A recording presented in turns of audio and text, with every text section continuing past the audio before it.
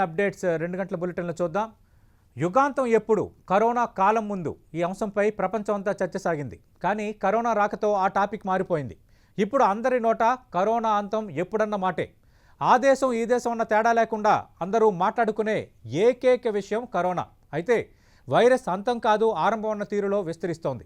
ఎప్పటికప్పుడు మ్యూటెంట్ అవుతూ అయిన ప్రతిసారి అంతకు ముందు కన్నా మరింత శక్తివంతంగా మారుతూ యావత్ ప్రపంచానికి సవాల్ విసురుతోంది.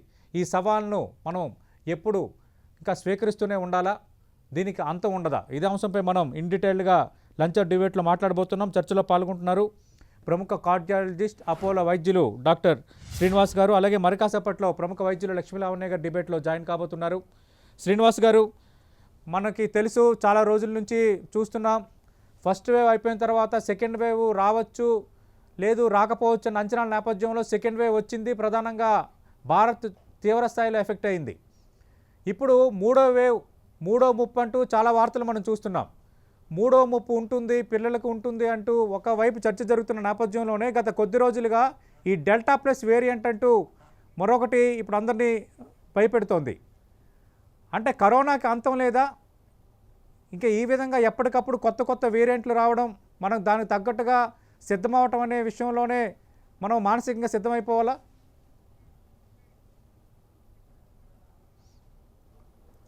అంటే మీరు థర్డ్ వేవ్ డెల్టా ప్లస్ వేరే విధంగా వస్తుంది అని పలు విధాలుగా మనం విన్నాము.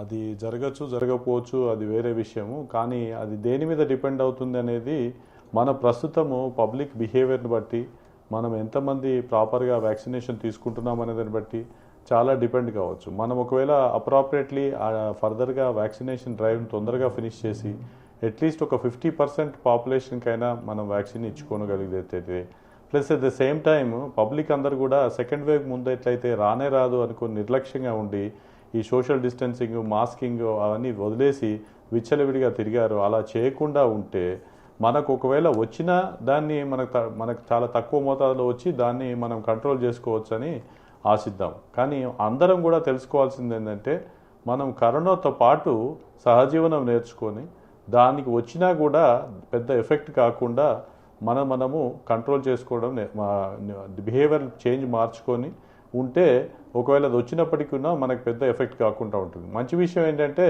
గవర్నమెంట్ అయినా హెల్త్ డిపార్ట్మెంట్స్ అయినా కూడా ఇప్పుడు వచ్చినప్పటికీ మనం దాన్ని ట్యాకిల్ చేసేదానికి బెటర్ పొజిషన్లో ఉన్నాము.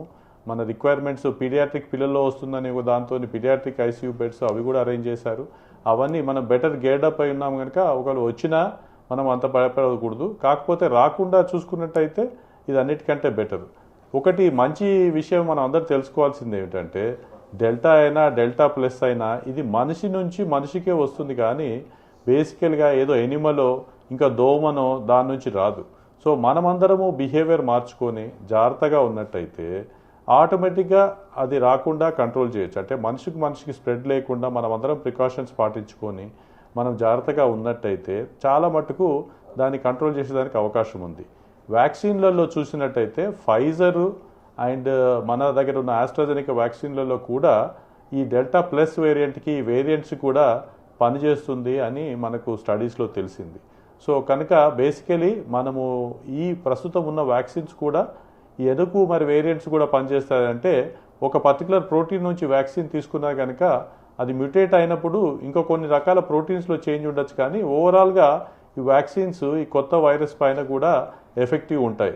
సో వ్యాక్సిన్ తీసుకోవడం వల్ల ఇంకో అడ్వాంటేజ్ ఏంటంటే, మైల్డ్గా వచ్చినప్పటికీ కూడా మనం తెలుసుకున్నది ఏంటంటే సీరియస్ అవ్వడము, హాస్పిటలైజేషన్ అవసరం ఉండడము, డెత్లు కానీ సిగ్నిఫికెంట్గా జరగటం లేదు. సో మన ముందున్న ప్రధాన కర్తవ్యం ఏంటంటే, అందరము వ్యాక్సినేషన్ ఎంత తొందరగా వీలైతే అంత తొందరగా తీసుకొని దాని తర్వాత మనం కరోనా మనది వదిలిపెట్టలేదని గమనించి మన నియమాలన్నీ పాటించుకుంటూ అనవసరంగా తిరగకుండా, ఎక్కువగా గుమిగూడకుండా, దాని తర్వాత మన హెల్త్ ప్రివెంటివ్ మెజర్స్ అన్ని పాటించుకుంటూ మనము లైఫ్ వెళ్ళబుచ్చుకుంటే ఒకవేళ వచ్చినప్పటికీ కూడా ధైర్యంగా దాన్ని ఎదుర్కోవచ్చు. రైట్. ప్రస్తుతం డిబేట్లో జాయిన్ అవుతున్నారు ప్రముఖ వైద్యులు లక్ష్మీలావణ్య గారు. లక్ష్మీలావణ్య గారు, మనం అంతం కాదు ఇది ఆరంభం అని చాలా సందర్భాల్లో అనుకుంటాం, కానీ ఇప్పుడు కరోనా విషయంలో ప్రతి సందర్భంలోనూ ఇదే అనుకోవాలా? ఇక అంతం కాదు ఆరంభం అని ప్రతి సందర్భంలో అనుకోవాలా? అంటే ఎప్పటికప్పుడు న్యూ వేరియంట్స్ వస్తున్నాయి, మ్యుటేషన్స్ పెరిగిపోతున్నాయి, ఒకటి తగ్గింది అనుకునే లోపే మరొక వార్త వినాల్సి వస్తుంది. అంతం ఎప్పుడు? నమస్తే సార్. నమస్తే సతీష్ గారు, నమస్తే 10 టీవీ ప్రేక్షకులందరికీ, అక్కడ ఉన్న డాక్టర్ గారు కూడా. అయితే అంతం కాదు అని డెఫినెట్ గా అనొచ్చు, ఎందుకంటే ఇది అప్పుడే ఎండ్ అయ్యేది కాదు. యాక్చువల్ గా సార్స్ కోవ్ అనేది ఒక ఫ్యామిలీ ఆఫ్ కరోనా వైరసెస్. ఇవి 2003లో మనం ఫస్ట్ గమనించుకున్నాం. అప్పుడు సార్స్ అవుట్ బ్రేక్ ఒకటి వచ్చింది, severe acute respiratory distress syndrome అవే అవుట్ బ్రేక్ ఒకటి వచ్చింది. కాకపోతే అది ప్రపంచవ్యాప్తిగా పాండమిక్ అవ్వలేదు. తర్వాత ఇంకా అది దాన్ని మనం మర్చిపోయాము. ఇంకా మళ్ళీ కొన్ని సంవత్సరాల తర్వాత ఇప్పుడు వుహాన్ లో బ్యాట్స్ లో ఏదో ఎక్స్పెరిమెంట్, అక్కడ లీక్ లేకపోతే బ్యాట్స్ నుంచే వచ్చిందనో మరి ఏమో, అది కాన్స్పిరసీ ఎంతవరకు నిజమో అదంతా ఎంక్వైరీ చేస్తున్నారు. ఇంటెలిజెన్స్ రిపోర్ట్స్ మనకి ఇంకా కొన్ని తెలిసినాయి, కొన్ని తెలియలేదు. మొత్తానికి మళ్ళీ రీసర్జెన్స్ అయింది. ఇందులో ఎంతో కొంత కెమికల్ టెస్టింగ్ ద్వారానో లీక్ ద్వారానో వచ్చిందనే ఒక థియరీ ఉంది. మళ్ళీ ఇప్పుడు వచ్చింది. మన దురదృష్టం ఏంటంటే అది చాలా న్యూమోనియా లాగా డ్రాప్లెట్ ఇన్ఫెక్షన్, ఏరోజోల్ ఇన్ఫెక్షన్ ప్రపంచవ్యాప్తిగా స్ప్రెడ్ అవటము, మనం అతివేగంగా వ్యాక్సిన్స్ తయారు చేయటము, ఆ వ్యాక్సిన్స్ తయారు చేసి అందరికి అందుబాటులోకి తీసుకొచ్చే లోపే ఈ వైరస్ ఏమో వేరియంట్స్ ఉత్పత్తి చేసి రకరకాల వేరియంట్స్ తో కొత్త కొత్త పేర్లతో ప్రతిసారి ఒక పేరు, మళ్ళీ దాని ట్రాన్స్మిసిబిలిటీ పెరిగి, విరులెన్స్ అంటే తీవ్రత పెరిగి, వ్యాప్తి పెరిగి, చాలా పర్సెంటేజ్ ఎక్కువగా 70%, 40%. ఇప్పుడు వచ్చిన డెల్టా వేరియంట్ తో, సెకండ్ వేవ్ తో ఎంతో బాధితులైన మన దేశంలో ఎంతో మంది మరణాలు, దాదాపు ఒక 5 లక్షల మంది మరణాలు అయ్యి, బ్రెజిల్లో ఇంకో 5 లక్షల మంది మరణాలు.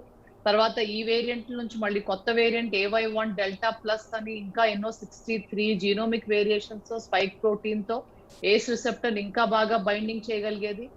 40 కేసులు ప్రపంచవ్యాప్తిగా తెలిస్తే 10 కేసులు ఇండియాలో అని, అందులో ఒక కేసు ఆంధ్రప్రదేశ్ లో అని ఇప్పుడే మీరు బ్రేకింగ్ ఫుటేజ్ చూపించారు. సో ఇంకా ఇది అంతం లేదనేది క్లారిటీగా మనం చెప్పుకోవచ్చు. కానీ ఇదేం మొదలైతే కాదు. ఇటువంటి వైరసెస్ ఇదివరకు కూడా వచ్చినాయి, అవి వస్తున్నాయి, మారుతున్నాయి.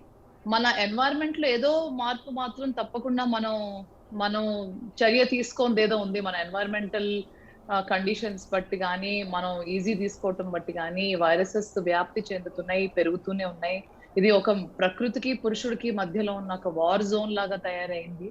ఇందులో మనం విన్ అయ్యేదల్లా ఈ వార్ ని పూర్తిగా అర్థం చేసుకుని, వైరస్ ని పూర్తిగా అర్థం చేసుకుని, రెస్పెక్ట్ చేస్తూ, భయపడుతూ, అప్రమత్తంగా ఉంటా కోవిడ్ అప్రోప్రియేట్ బిహేవియర్ మాత్రమే కనిపిస్తుంది కదా. ఎందుకంటే వ్యాక్సిన్స్ ఉత్పత్తి చేసినా సరే వ్యాక్సిన్ ఎస్కేప్ అవుతుందా ఈ delta variant or delta plus or కొత్తగా వచ్చే 128 సౌత్ ఆఫ్రికన్ వేరియంట్, ఇవన్నీ కూడా వ్యాక్సిన్స్ కూడా ఎస్కేప్ చేస్తాయా? మోనోక్లోనల్ యాంటీబాడీస్ ఎస్కేప్ చేస్తుంది డెల్టా ప్లస్, వ్యాక్సిన్ కూడా ఎస్కేప్ చేస్తుందా అనేది ఒక పెద్ద ప్రశ్న. ఈ 2 వ్యాక్సిన్స్ మన దేశంలో మనం ఇవ్వాలంటే రోజుకి 80 లక్షల వ్యాక్సిన్స్ రోజుకి ఇస్తే, మేబీ మార్చి 21వ తారీఖు, మార్చి ఎండింగ్ కల్లా, అంటే వచ్చే ఉగాది నాటికల్లా దాదాపుగా 80% దేశం మనం పాపులేషన్ ని కవర్ చేయగలుగుతాం. ఇది 80%, 60 to 80%. ఇంత కష్టపడి ఇంత ఖర్చు పెట్టి మనం వ్యాక్సిన్స్ తీసుకునే పాటికల్లా మళ్ళీ డెల్టా ప్లస్ లేకపోతే కొత్త కొత్త వేరియంట్స్ వస్తాయా అనేది పెద్ద మిస్టరీ అండి. ఫ్యూచర్ లోకి మనం వెళ్తే ఓన్లీ యాంగ్జైటీ మిగులుతుంది, గతంలోకి వెళ్తే డిప్రెషన్ మిగులుతుంది. ఎంతో మంది మనకు తెలిసిన వాళ్ళు, కుటుంబ సభ్యులు ఎంతో మంది చనిపోయారు. పైగా డెత్ రిపోర్ట్స్ రోజు రోజుకి ప్రతి స్టేట్ లో కూడా 20-30% పెంచి చూపిస్తున్నారు. సో 5 లక్షలు కాదు, హార్వర్డ్ రిపోర్ట్ బట్టి 12-15 లక్షల వరకు మృతులు ఉండుండొచ్చు ఇండియాలో అనే రిపోర్టు మనమే నిజంగా నిరూపించుకుంటున్నాం. ఇప్పుడు వీళ్ళందరికీ ఎలా న్యాయం చేస్తాం అనేది ఒక పెద్ద ప్రశ్న.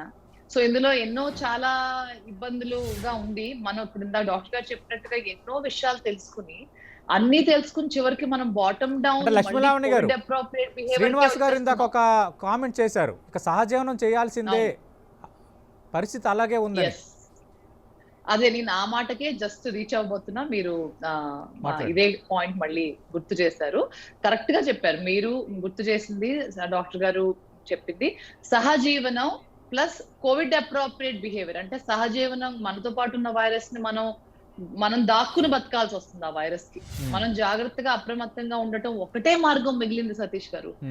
ఈ వైరస్ గురించి రోజు చదివి అప్డేట్స్ తెలుసుకుని మీడియాలో చెప్పడానికి గురించే గానీ, మనం నేను ఇచ్చే పబ్లికేషన్స్ లేకపోతే ఒక అడ్మినిస్ట్రేషన్ గా, ఒక అడ్వైజరీగా ఆర్ ఒక మెడికల్ ఆర్ పబ్లిక్ ఎడ్యుకేటర్ గా నేను తెలుసుకోవాల్సిన విషయాలు రోజుకు ఒక 2 hours స్టడీ చేసే కొంది ఇంకా నిరుత్సాహమే వస్తుంది, కానీ ఉత్సాహం రావట్లేదు ఎక్కడి నుంచి.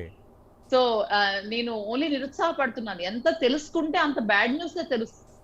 సో సహజీవనం తప్పదనిపిస్తుంది, అంతం కూడా అప్పుడే తప్పదనిపిస్తుంది. సో థర్డ్ వేవ్ ఖచ్చితంగా రావచ్చనే అనిపిస్తుంది. ఎందుకంటే నేను కూడా ఎన్నాళ్ళలో ఆశావాదిగా థర్డ్ వేవ్ తప్పించుకోవచ్చేమో వ్యాక్సిన్స్ ద్వారా అనుకున్నాను, కానీ వ్యాక్సిన్స్ కూడా ఎస్కేప్ చేయగలిగే థర్డ్ వేవ్ కూడా రావచ్చు అనే మనం మనసులో ఆ మాట పెట్టుకునే సహజీవనంగా జీవించే విధానాలు ఎత్తుకోవాలి. రైట్. శ్రీనివాస్ గారు, అంటే సాధారణంగా ఏదైనా ఒక వైరస్ వ్యాపించినప్పుడు దాని తీవ్రత మొదట ఎక్కువగా ఉంటుంది, ఆ తర్వాత మనిషిలో రోగ నిరోధక శక్తి, ఆ వైరస్తో పోరాడే శక్తిని పెంపొందించుకోవటం వల్ల కాలం గడిచే కొద్దీ ఇమ్యూనిటీ ముందు వైరస్ బలహీనమవుతుంది. చాలా వైరస్ విషయంలో అలా చూసాం. కానీ కరోనా విషయంలో ఎందుకు అలా జరగటం లేదు? అదే భవిష్యత్తులో చూడలేమా? ఇది మన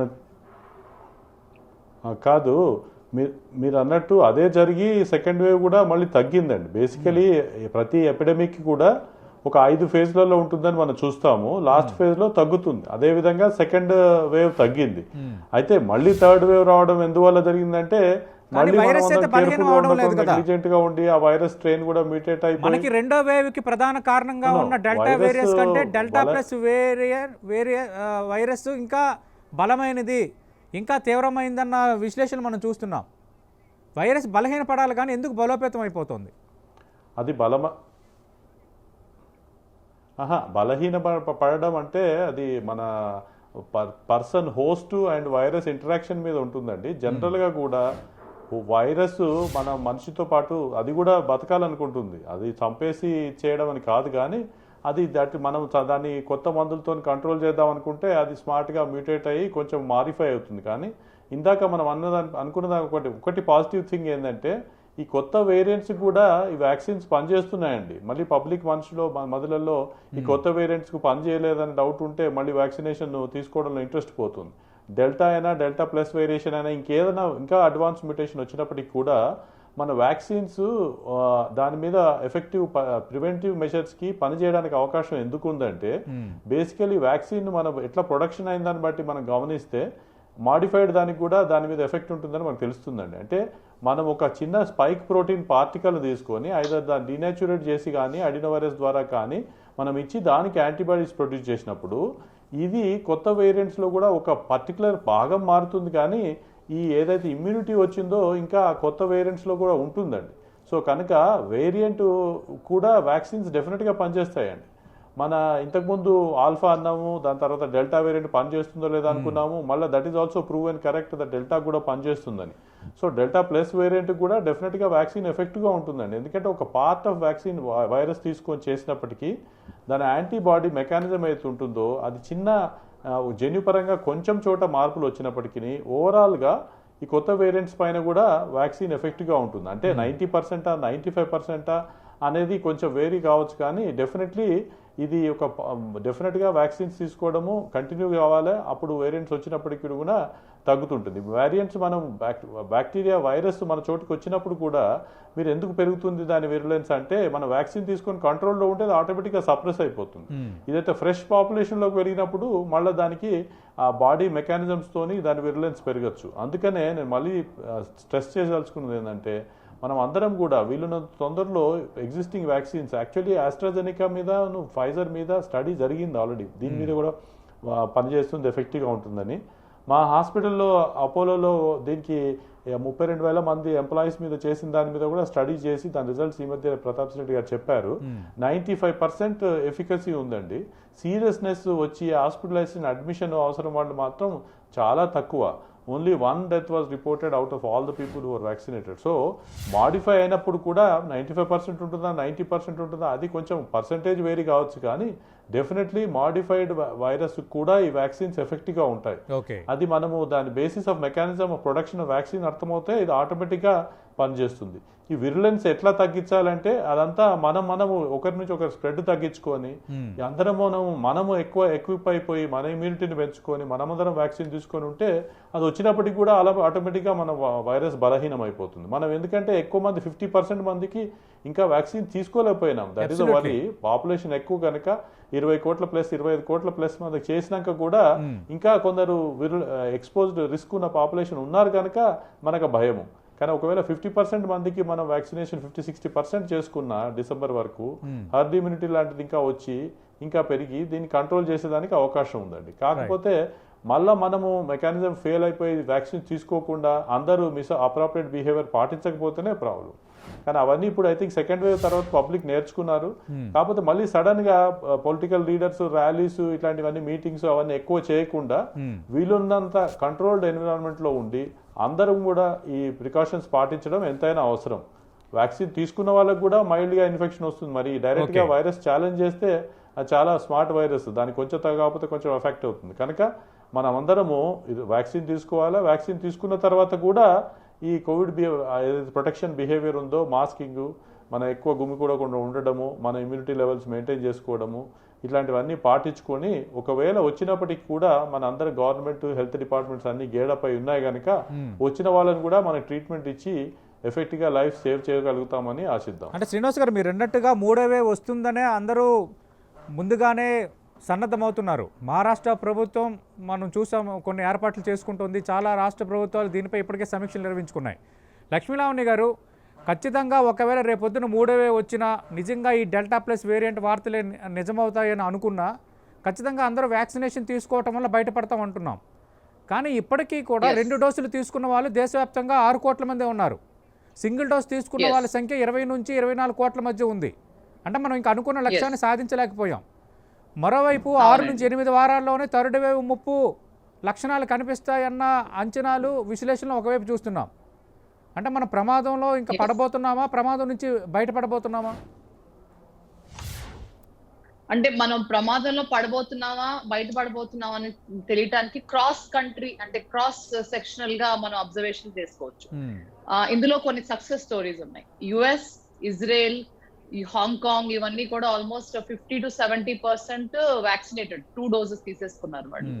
సో తీసుకున్నందుకు వాళ్ళలో వేవ్ ఇప్పుడు థర్డ్ వేవ్ కూడా అయిపోయింది. 4th వేవ్ రీచ్ అవ్వకుండా వాళ్ళు ఇంకా ప్లాటూలోనే ఉన్నారు. చాలా సమయం వాళ్ళు థర్డ్ వేవ్ దాటిపోయినాక సెకండ్ వేవ్ దాటాక ఇజ్రాయెల్, థర్డ్ వేవ్ దాటాక యుఎస్, హాంకాంగ్ కూడా ఇంకా మళ్ళీ ఇంకో నెక్స్ట్ వేవ్ రీచ్ అవ్వకుండా ఆగగలుగుతున్నారు ఈ దేశాలు.